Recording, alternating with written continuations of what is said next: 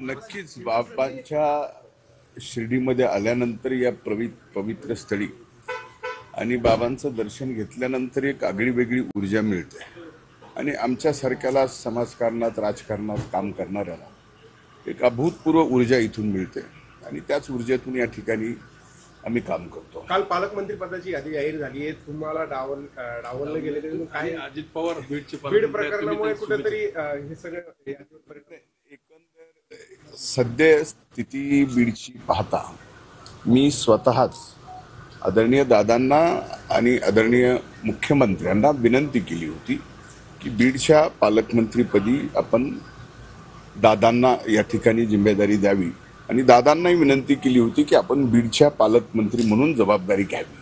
म्हणजे एकूणच पुणे जिल्ह्याचा तसा विकास झालाय तसा बीडचाही या ठिकाणी दादांकडे जबाबदारी असल्यामुळे उपमुख्यमंत्री असल्यामुळे अधिकचा होईल ही एक भावना आणि सध्याची जी परिस्थिती आहे त्या परिस्थितीमध्ये आपण ही जबाबदारी घेतली नाही पाहिजे, ती दादांकडे दिली पाहिजे। स्थानिक नेते जे आहेत महाविकास आघाडीचे फेरबदल झाला पाहिजे असं प्रफुल्ल पटेल देखील म्हणाले, छगन भुजबळ देखील म्हणाले, अंतर्गत निवडणुका देखील घेण्याचं म्हणताय। नाही, आता त्या बाबतीमध्ये माझी काही आणखीन चर्चा झाली नाही। मी आजच आलोय सांगते समारोपाच्या या कार्यक्रमाला, त्या बाबतीत सर्वांशी चर्चा करूनच मला बोलता येईल। स्थानिक नेते जे आहेत बीड जिल्ह्यातील महायुती असतील किंवा महाविकास आघाडी यांनी कुठेतरी मागणी लावून धरली होती की मुंडेंना पालकमंत्रीपद नको। एक घ्या, त्यांची मागणी काय असावी त्याच्यापेक्षा माझी स्वतःची भावना ही पक्षाच्या प्रती आपण काय व्यक्त केली पाहिजे आणि सध्या परिस्थितीत आपण स्वतः काय निर्णय घेतला पाहिजे हे या ठिकाणी मी स्वतः म्हणून विनंती केली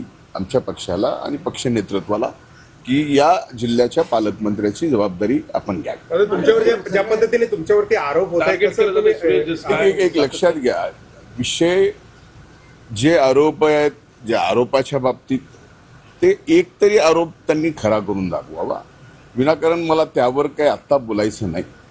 ज्यावेळेस बोलायचं त्यावेळेस मी बोलायला कमी पडणार नाही हे आपल्याला माहिती आहे आणि आत्ताची परिस्थिती पाहता बीड जिल्ह्यामध्ये सर्व सामाजिक सलोखा निर्माण व्यवस्थित होणं हे माझ्यासारख्या बीड जिल्ह्याच्या नागरिकाला, मातीतल्या त्या माणसाला आवश्यक वाटणारी गोष्ट आहे आणि माझी एवढीच विनंती आहे सर्वांनाच की ठीक आहे, मला बदनाम करायचं आहे करा, आणखीन कुणाला बदनाम करायचं आहे करा, पण कृपा करून माझ्या बीड जिल्ह्याला, बीड जिल्ह्याच्या मातीला द्वादश पंचम स्थान असलेलं 12 ज्योतिर्लिंगापैकी 5वं स्थान हे वैद्यनाथाचं आहे, त्या वैद्यनाथ नगरीला बदनाम करू नका हीच माझी या निमित्तानं विनंती आहे। तुमची आणि वाल्मिकी आर्थिक संबंध असल्याचा देखील आरोप विरोधकांचे हे सगळं खोटं आहे, सारंगी महाजनचे आरोप सर्व काही खोटं आहे।